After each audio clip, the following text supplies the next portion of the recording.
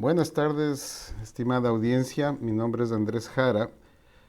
Desde aquí, desde el DIF de Washington, tengo el gusto de compartir hoy día la charla con el doctor Carlos Rodríguez Rechavaleta desde la Universidad Iberoamericana de México, politólogo, una de las voces más respetadas en el continente en el análisis político y el análisis de la situación.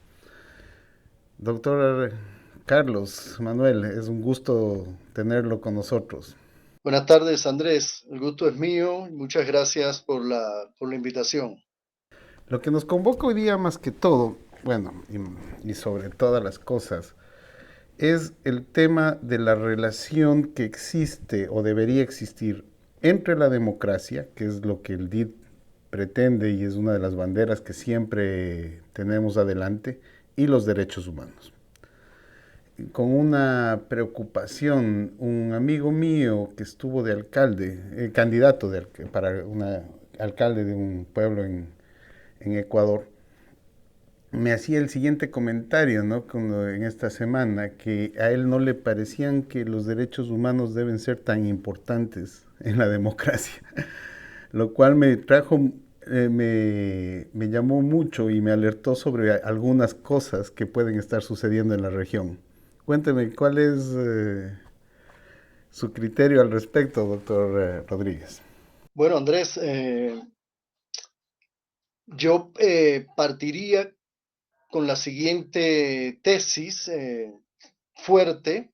Los derechos humanos son parte sustantiva fundamental de la democracia.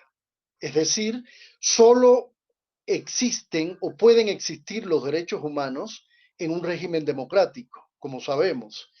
Eh, sí, el sentido del régimen de la democracia como régimen político es fundamentalmente garantizar derechos y libertades, porque finalmente es el individuo, el sujeto, quien se convierte en actor colectivo y quien le da vida a la democracia. Entonces, creo que los derechos humanos es un componente implícito, esencial de la democratización. Es un reto permanente.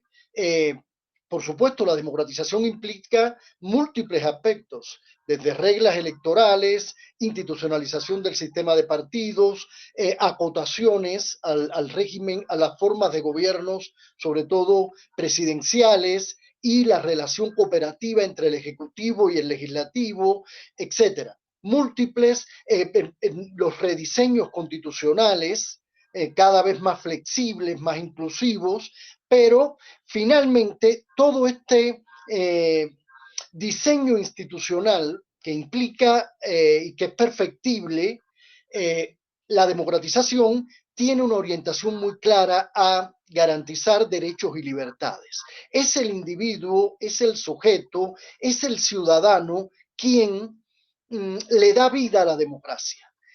Uno de los grandes errores de los inicios de los estudios de democratización en América Latina fue concebir a la democracia solo desde la perspectiva institucional, electoral, reglas electorales. Bueno, era el primer componente que había que consolidar, competir por el acceso al poder en un contexto de pluralidad equitativa, de competencia equitativa y de acceso libre a la información. Garantizar un voto libre, plural y participativo. Pero la democracia es mucho más. Y en el otro extremo, creo yo, que están el componente de los derechos humanos. Es un factor, un elemento fundamental de la democratización. La pérdida de identidad entre los derechos, el individuo, el colectivo, acarrean también una pérdida de identidad entre los representantes y los representados. Bueno, creo entender que que sí, que la pérdida de identidad cuando decimos pérdida de identidad, hablamos fundamentalmente en la teoría democrática de la identidad colectiva, Es decir, cómo la acción política generalmente trasciende cuando se da desde asociaciones, espacios vinculantes, donde se establecen redes asociativas y donde se construye la, la noción de ciudadanía o de agencia, agenciación, es como le llama la teoría más contemporánea de ciencia política. Tiene que ver con la capacidad del sujeto de racionalizar esa realidad política y tomar decisiones conscientes y participar. También se le conoce como empoderamiento cívico.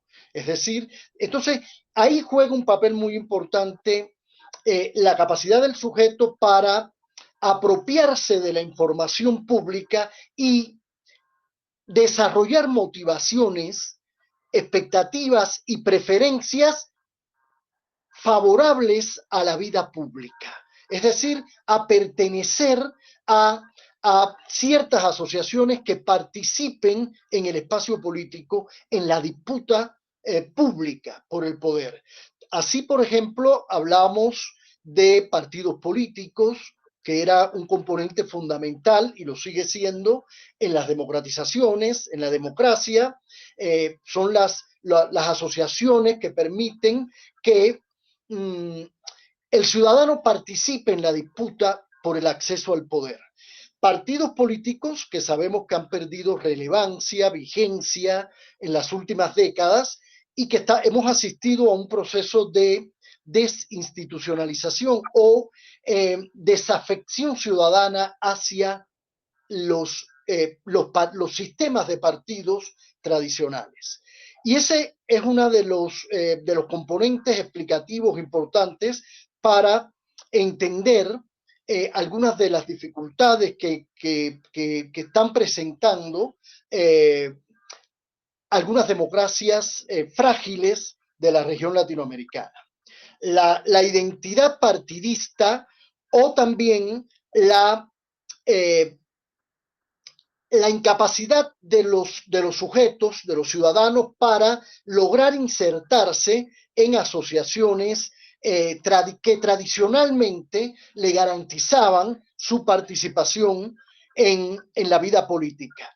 Hoy, en un nuevo escenario, y ahí tendríamos que hablar de diversos aspectos, por ejemplo, las nuevas tecnologías, hay un proceso de atomización, de diferenciación de la vida social. Y las formas de participar en la política ya generalmente lo realizan parte importante de la población, sobre todo joven, educada, desde una perspectiva mucho más individual. Las nuevas tecnologías, las redes sociales, el Internet, y esto generalmente ha modificado la forma de relación y la forma de las motivaciones del individuo para participar en la vida política. Y la capacidad, además, de estas instituciones, como los partidos políticos, los sindicatos, determinadas asociaciones cívicas, para reclutar, socializar políticamente, movilizar y generar determinadas acciones colectivas dentro de esos cauces organizacionales. Eso ha complejizado mucho la realidad política actual. Claro, es que más que todo, la pérdida de identificación del colectivo en sí mismo. El colectivo humano ya no tiene una identidad ni se identifica con ninguna causa. ¿No? Tenemos el alto índice de frustración que existe. Bueno, el Latin Barómetro nos dice que la gente no se identifica con la democracia. Tenemos los otros factores que como son la sociedad civil, que cada vez se ve menos representada y con menos eco. Y a esto se suma el tema de la crisis de los partidos democráticos, porque el partido realmente ha pasado a ser una especie de tienda electoral. Entonces, en donde improvisan candidatos, improvisan sistemas y que realmente luego la democracia empieza a perder todo su sabor y su esencia, ¿no? Sí, sí, porque la participación empieza a desarrollarse por canales alternativos, en espacios alternativos. Muchas veces ya hay grupos de activistas cuya socialización es virtual, en espacios virtuales, y están cargados además su éxito, su visibilidad, su capacidad asociativa y movilizativa es proporcional a la capacidad crítica de rechazo hacia las élites y las instituciones políticas establecidas. Digamos que capitalizan la ineficiencia y la incapacidad de conexión de liderazgos partidistas o incluso gobiernos para ejercer el poder y sobre todo para eh, resolver problemas de interés público importantes. Hay un componente acá también importante, que esto no es un fenómeno nuevo, es un fenómeno de la segunda mitad del siglo XX, que es cómo la dimensión ideológica izquierda-derecha del sistema de partidos, que fue el referente identitario que orientaba tanto al posicionamiento de los actores políticos como a los electores, se ha ido debilitando. Y hoy en día se funde con, de forma muy confusa, con posicionamientos temáticos hacia nuevos o nuevos temas, issues, y eso complejiza la orientación del electorado. Te pongo un ejemplo concreto. El presidente mexicano actual. Es un presidente que viene de la oposición de izquierda. Militó en un partido de la transición mexicana de izquierda que ha optado, digamos, ha competido electoralmente en varias ocasiones y que en esta tercera ocasión que llega al poder, en su agenda electoral, vemos que desarrolla una retórica nacionalista eh, muy orientada a resolver el problema de la justicia social, de la pobreza. Pero este mismo presidente, si revisamos su posicionamiento temático y sus políticas públicas, ha tenido una relación muy conflictiva con sectores feministas, con el tema ambiental. Sus decisiones en políticas públicas respecto al tema energético han sido seguir hacer una refinería en Veracruz. Es decir, seguir con los combustibles fósiles, cuando realmente las tendencias son eólicas, etcétera. Entonces, ha sido muy criticado por esto. Esta no es una posición de izquierda. Y también, no solo el tema ambientalista, el tema feminista, el tema del aborto, el tema lésbico, gay, transexual, etcétera, son temas muy novedosos, más recientes, que reflejan la creciente pluralización de la sociedad, de sectores diferenciados, minoritarios, que deben incluirse y sin embargo ha tenido una postura de confrontación, de menosprecio, incluso podríamos decir de poca atención hacia estos temas. Entonces, eso nos demuestra que, ojo, hoy en día las elecciones en la región latinoamericana son más complejas porque el elector necesita un mayor nivel de elaboración, de capacidad analítica, de conocimientos, para poder racionalizar y ubicar muy bien y definir muy bien sus preferencias electorales. La ideología se funde y se vuelve muy borrosa con los posicionamientos temáticos. Y ese es un componente, digamos, complejo de de los procesos electorales actuales. Claro, ¿no? Y sobre todo porque las contradicciones son las que empiezan a mandar. Por ejemplo, qué sé yo, tenemos el caso, pongamos el caso en Estados Unidos. Tenemos el grupo Provida, que defiende, que está en contra del aborto, que la vida desde su concepción. Pero a la vez es el mismo grupo, en su gran mayoría, que se identifica con la defensa de y la libertad de comprar armas de repetición o de asalto, que no son necesariamente armas de cacería o de protección. Y a su vez también es los mismos grupos que se oponen radicalmente a la migración. Entonces, de repente es como que están pro cuál vida. O, en qué, o en qué estamento de la vida es la que se protege y cuál es la que se olvida. No, porque supuestamente es desde la concepción hasta su muerte, ¿no? Pero si es que si solamente vemos segmentos. Ahora, el problema de las izquierdas es cuando empiezan a perder sentido y empiezan a autocontradecirse. O sea, más o menos lo que sucedió en la Francia de Napoleón, cuando en nombre de la libertad restablecieron de nuevo la esclavitud en todas las colonias para proteger la libertad. Entonces, en cierta forma, yo veo que históricamente regresamos al mismo sitio, en donde realmente, o sea, no hay un avance y quien supuestamente defiende el avance tampoco avanza. En- el- es grave eso. Es un fenómeno además que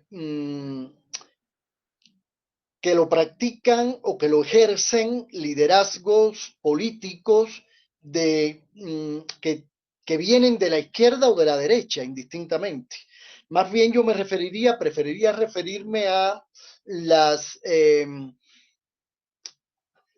los componentes autocráticos de ciertos liderazgos que llegan a partir de participar en elecciones, es decir, llegan a través de un mecanismo democrático a la presidencia, al ejecutivo y con agendas electorales muy atractivas porque no son ideológicas, sino son pragmáticas, están ubicados al centro del ciudadano mediano, promedio, y de sus demandas. Y muchas de estas demandas en América Latina tenemos que entender también que tienen un componente histórico, el caso del Salvador, la seguridad pública, la marginalidad y la pobreza de ciertos sectores, ciertos componentes de justicia social. Bueno, y estos liderazgos que no tienen una identidad ideológica clara, tienen la capacidad para organizar coaliciones extrapartidistas como outsider, podríamos decir, aprovechan la crisis del sistema de partidos y la desinstitucionalización de estos partidos, y podemos demostrarlo muy bien con el caso no solo andino, sino el caso del Salvador. Perú, Ecuador, están en esta misma dirección, pero el caso del Salvador, que vemos que el acuerdo de paz del Salvador implicó la implementación de elecciones y un sistema bipartidista izquierda-derecha, Arena frente Farabundo. Sin embargo, ambos, primero Arena y después el Frente, tuvieron presidencias y fueron ampliamente ineficientes en resolver problemas como la seguridad pública, las maras, las amenazas, secuestros, asesinatos, el control territorial del espacio público. Yo recuerdo en cursos diversos en la UCA visitar el centro del Salvador y en algunas ocasiones sentías miedo. El componente ideológico, de identidad ideológica, que es fundamental para el posicionamiento y para la ubicación de preferencias, la definición de preferencias de los electores, cada vez más se vuelve muy complejo, y esto no es un fenómeno nuevo, sino que es un fenómeno que viene de la segunda mitad del siglo XX, y que hay los liderazgos, emergen constantemente liderazgos populistas que aprovechan la situación de crisis o la ineficacia de gobiernos previos y, por supuesto, de diversa afiliación partidista para articular una agenda electoral con una narrativa incendiaria, anti-institucional, antielitista, incluso las élites tradicionales, desacreditando no solo los partidos tradicionales, sino todas las instituciones, incluso el propio Estado, y construyendo una agenda electoral fundamentada principalmente en demandas históricas no resueltas y ofreciendo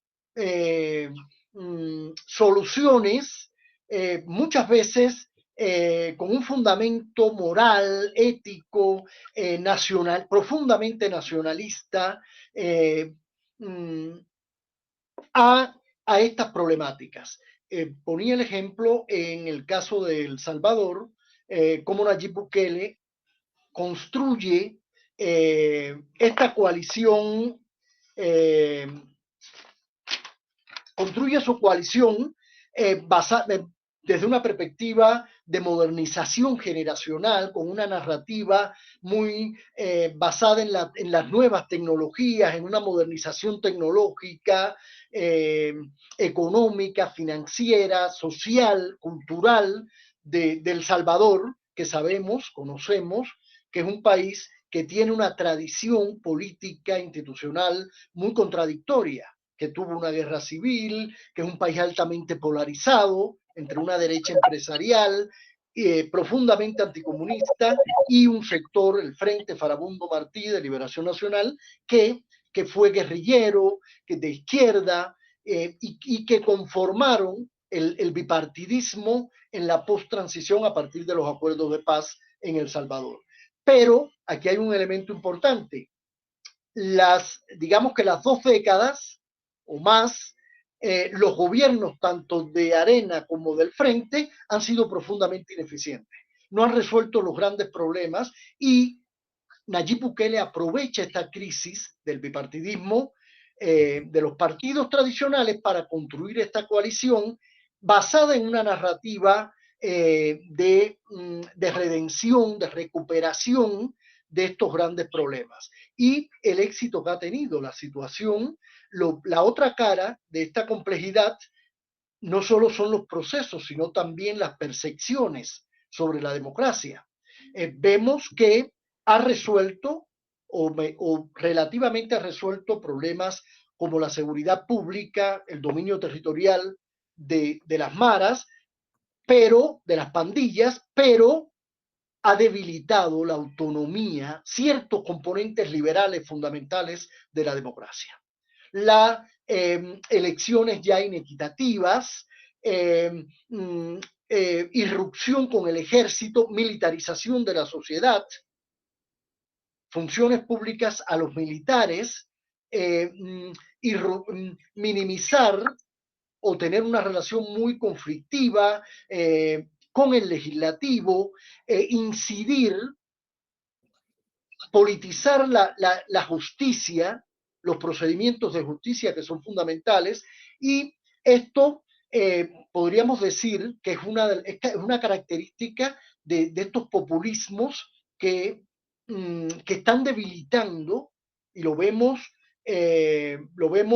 en México, lo vemos también lo vimos en Brasil con Bolsonaro, etc. Lo vimos también en la propia democracia norteamericana con Donald Trump, etc. Entonces, ese es un elemento muy importante también para alertar los peligros que enfrentan, en este caso, las frágiles democracias latinoamericanas, mucho más frágiles aún en la región centroamericana por toda la trayectoria histórica mm, eh, de prácticas y de procesos conflictivos que han tenido estos países y que eso pesa mucho en la nueva democracia, en abrir una brecha de democratización. Según el politólogo Según el politólogo Juan Liz, Juan Liz, una de las una de cuestiones las... que él veía con bastante preocupación era el que la autocracia o las autocracias siempre buscaban la desmotivación popular, o sea, el desinterés de la gente por la política. Eso era para que el autócrata pueda gobernar a sus anchas y en solitario. ¿Tú crees que es eso lo que está sucediendo o realmente, porque también, o sea, tenemos una parte de la población que está muy preocupada y muy activa políticamente, pero como que están defendiendo como que ratones están votando por gatos? ¿Te refieres a la desmotivación, la desafección, la desmovilización de sectores importantes de la sociedad, de la ciudadanía y eh, lo que acaba de reflejar, por ejemplo, el Latinobarómetro reciente, 2000, reciente, que acaba de salir, que ha sido una constante en estos estudios, cómo hay un porcentaje importante de la población que prefiere un régimen, no le importa, que no valora positivamente a la democracia como régimen político, que prefiere un régimen autocrático siempre y cuando le resuelva problemas inmediatos, sean económicos, sociales, educativos, etcétera. Entonces, bueno, claro, la explicación que le da la ciencia política es que la desafección ciudadana tiene que ver con, en parte importante, con la ineficacia acumulada de la incapacidad de las instituciones políticas para, nos referimos a las instituciones formales, incluyendo partidos políticos, gobiernos, estructuras de gobiernos, toda la burocracia que define, que diseña, que aplica las políticas públicas, han sido profundamente ineficientes, sobre todo en el tema económico y el tema pobreza, exclusión. Entonces, bueno, eso hace que un sector importante de la población, pues, desconecte, tienda a desmovilizarse. Es decir, a dejar de creer y a dejar de participar en estas estructuras formales. Ahora, Andrés, tienes mucha razón. Desde el punto de vista de la sociedad civil, el análisis es distinto. No toda la sociedad se incorpora a la sociedad civil, es decir, forma parte de la sociedad civil.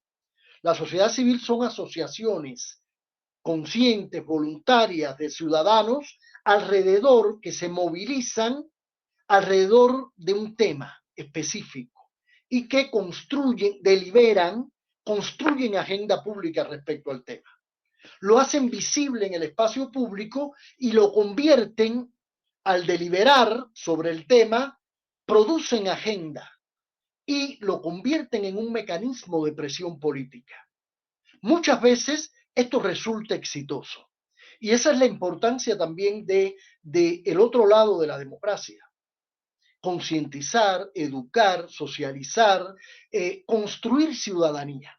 Es decir, hace años un politólogo importante, Adam Przeworski, decía que el gran problema de las democratizaciones en América Latina es que habíamos construido democracias sin ciudadanos. Ese es un componente fundamental que no se puede olvidar. Por eso yo comencé cuando me preguntaste sobre los derechos humanos y te decía que más allá de la democracia no solo son diseños institucionales para garantizar un acceso legítimo al poder, y un ejercicio del poder vigilado, sino también el objetivo de la democracia finalmente es empoderar a la ciudadanía. Es decir, solo hay democracia cuando hay ciudadanos empoderados que participan en el diseño de políticas públicas y en la justicia colectiva.